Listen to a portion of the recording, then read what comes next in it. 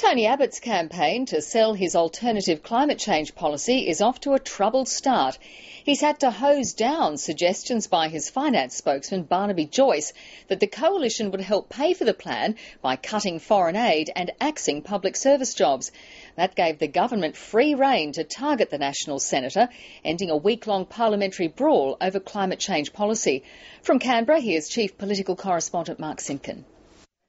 Virgins, vote for Tony! Oh, God.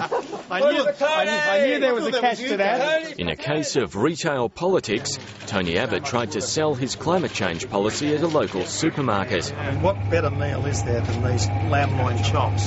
He says an ETS will drive up grocery prices. Oh, dear. Not everyone's buying it. One shopper took issue with Barnaby Joyce's performance at the press club, especially his suggestion the coalition might cut foreign aid and the public service to fund its climate change policy. I was enraged by his flippancy. The man is immense. Okay.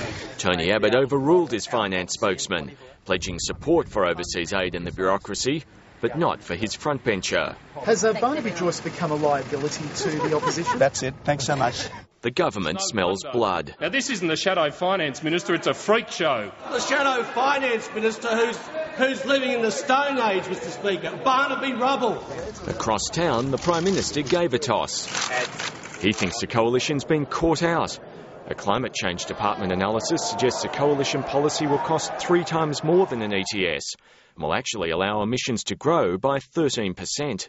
Their scheme has been judged by the independent analysts of the Department of Climate Change as not representing a decrease in carbon pollution, but an increase in carbon pollution. The bureaucrats devised the ETS, and the opposition rejects their analysis. It wants to focus on people who'll be worse off under an ETS. His great big new tax is a massive slug on Australian families, and I call on the Prime Minister to explain himself. Parliament is now debating the ETS legislation for a third time, and will almost certainly reject it for a third time. Some ALP insiders are starting to bet on and prepare for a double dissolution election. Mark Simpkin, ABC News, Canberra.